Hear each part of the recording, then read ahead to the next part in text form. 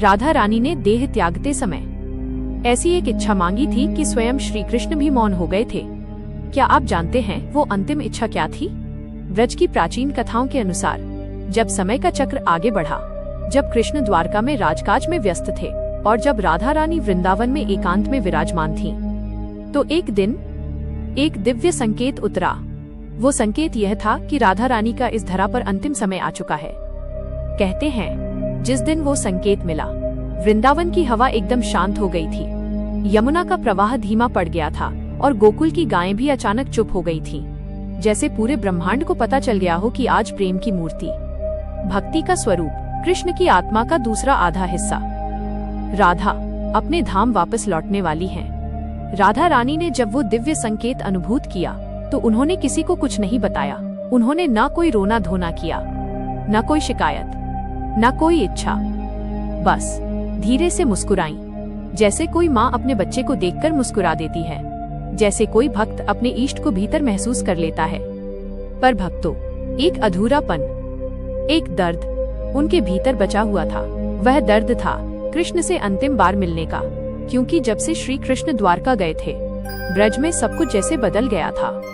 नदी वही थी, वन वही थे, मोर वही थे, बांसुरी की धुन भी कभी कभी हवा में गूंज जाती थी, पर राधा का मन खाली हो गया था।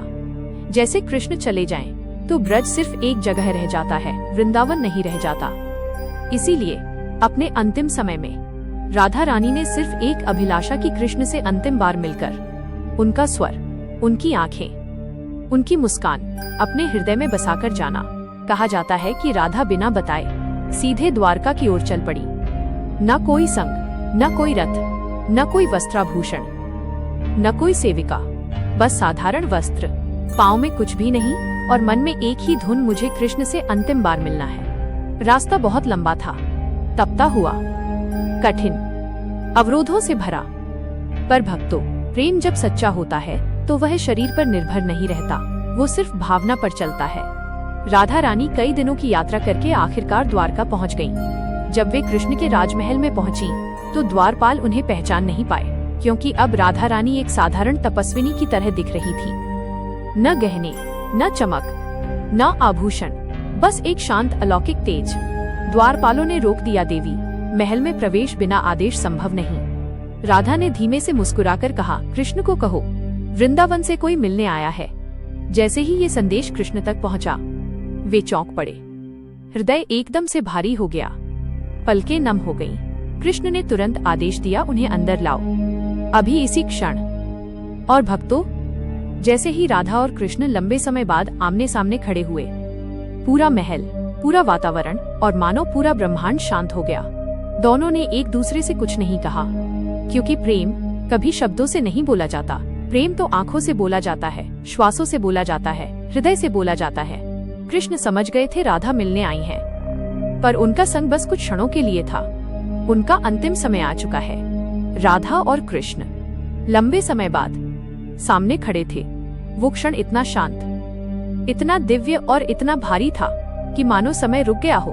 कृष्ण ने राधा की ओर देखा, पर पहली बार उनकी आंखों में वो चंचलता, वो मुस्कान, वो शरारत नहीं थी, बस एक गहरा दर्द था, जैसे कोई अपना सब कुछ खोने वाला हो। कृष्ण धीमे से बोले, राधे, तुम इतनी दूर अकेले, बताओ कैसी हो? राधा ने बहुत शांत स्वर में कहा, कृष्ण, शरीर ठीक है, पर समय अब बहुत कम है। कृष्ण के मन पर यह वाक्य मानो वज्रपात की तरह गिरा। वो सब समझ गए, पर उन्होंने खुद को संभाल कर पूछा, राधे क्या चाहती हो? कह दो। कृष्ण कभी राधा की इच्छा अधूरी नहीं छोड़ सकता।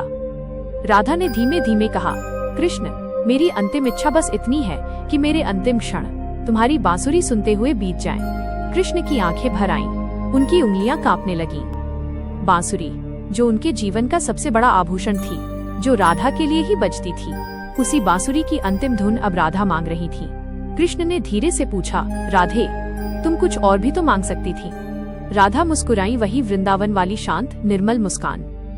कृष्ण, जब मैं जन्मी तब तुम्हारी बांसुरी थी, जब मैं युवावस्था में पहुंची तब तुम्हारी बांसुरी थी। मेरा बचपन, मेरा यौवन, मेरी हर सांस तुम्हारी बांसुरी के साथ बही है। तो फिर मेरी अंतिम सांस क्यों न उसी धुन में बहे जिसे सुनकर मैंने हमेशा तुम्हें महसूस किया है। कृष्ण और कुछ नहीं कह पाए। उन्होंने बस राधा का हाथ पकड़ लिया। कृष्ण राधा को महल से दूर एक शांत वन में ले गए, जहाँ हवा धीमे धीमे बह रही थी, जहाँ कोई शोर नहीं, जहाँ कोई बाधा नहीं। कृष्ण ने राधा को एक पत्थर पर बैठाया। वह पत्थर भी किसी सिंहासन से कम नहीं लग रहा था, क्योंकि उस पर राधा बैठी थी। कृष्ण ने बांसुरी होठों पर रखी और वो धुन बजाई, जो उन्होंने राधा के लिए पहली बार यमुना किनारे बजाई थी। वो धुन इतनी शांत, इतनी प्रेममयी, इतनी दिव्य थी कि हवा भी रुक गई सुनने को। पत्ते भी स्थिर हो गए, पक्षी भी मौन हो गए, और राधा धीमे धीमे कृष्ण को निहारते हुए मुस्कुराती रही। उनके होठ जुड़े हुए, आंखों में प्रकाश और चेहरे पर एक अद्भुत शांति। और धीरे धीरे उनकी आंखें मिटने लगी। कृष्ण बांसुरी बजाते रहे, पर राधा इस बार उठी नहीं। उनका शरीर स्थिर हो गया, सांसें शांत हो गईं, और राधा कृष्ण की बांसुरी सुनते सुनते चिरविलीन हो गई। कृष्ण ने आखिरी बार बांसुरी होठों से हटाई और उसे अपने हाथों में टूटते हुए स्वर में कहा, अब ये बांसुरी कभी नहीं बजेगी। और उन्होंने उस बांसुरी को हमेशा के लिए यमुना में प्रवाहित कर दिया। वह दिन कृष्ण के जीवन का सबसे भारी दिन था। राधा के शरीर के शांत होते ही कृष्ण की आंखों में एक ऐसी खामोशी उतर आई जिसे शब्दों में बांधा नहीं जा सकता। उनका हाथ अब भी राधा के हाथ को पकड़े हुए था, मानो समय रुक जाए और राधा वापस उठकर एक बार कृष्ण कह दे। पर सब स्थिर था, सब शांत था। कृष्ण ने कभी इतना मौन, इतना गहरा, इतना भारी मौन महसूस नहीं किया था। उस मौन में कृष्ण का अकेला लौटना मानो किसी टूटी हुई सांस की तरह लग रहा था। कृष्ण धीरे धीरे उस वन से बाहर आए, लेकिन पहले जैसे कदमों में शक्ति नहीं थी। आज कृष्ण के कदम धीमे, भारी और टूटे हुए थे। महल के बाहर लोग प्रतीक्षा कर रहे थे।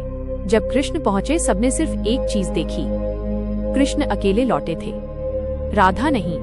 लोगों ने पूछना चाहा, पर कृष्ण की आंखों के आंसू उनके हर प्रश्न का उत्तर दे रहे थे। उन्होंने उनसे कुछ नहीं कहा, बस अपने कक्ष की ओर चले गए। कृष्ण की वो चुप्पी मानो समूचे द्वारका की धड़कन थम गई हो। राधा के जाने के बाद कृष्ण में एक अद्भुत शांत उदासी आ गई। अब वो वही शरारती, चंचल, हंसते मुस्कुराते कृष्ण नहीं थे। वो रोज सुबह उठते, राधा की ओर देखे बिना नहीं रह पाते।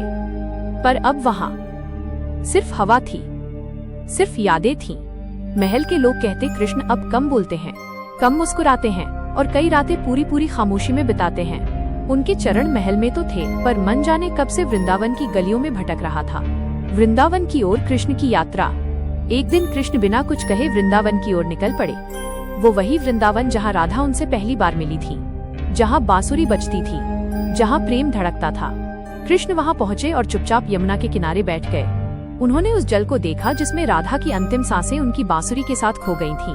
हवा हल्के से बह रही थी, यमुना की लहरें चमक रही थीं, और कृष्ण ने धीरे से कहा, राधे, तुम चली गईं, पर मुझे आधा छोड़ गईं। कृष्ण की आंखों से धीरे धीरे आंसू गिरने लगे।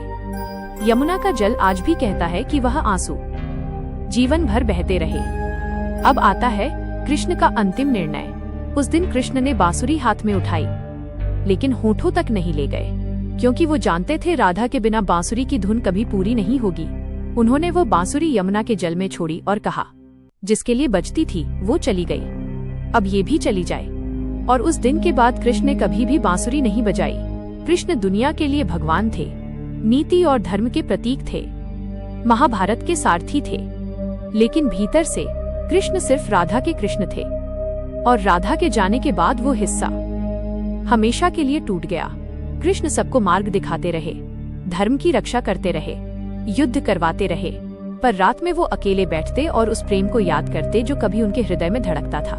कृष्ण ने सबके सामने कभी नहीं रोया, पर अकेलेपन में वो हर रात राधा को पुकारते रहे। राधा का जाना कृष्ण की सबसे बड़ी हार थी, क्योंकि युद्धों से जीते गए राजा कृष्ण के सामने झुकते थे, पर इस प्रेम की कमी से कृष्ण स्वयं टूट गए थे। कहते हैं भगवान सब संभाल लेते हैं, पर प्रेम भगवान को भी तोड़ देता है। और आज भी भक्तों, यमुना के किनारे बहती हवा में वो धुन, वो मौन, वो प्रेम राधा और कृष्ण के रूप में अब भी जीवित है।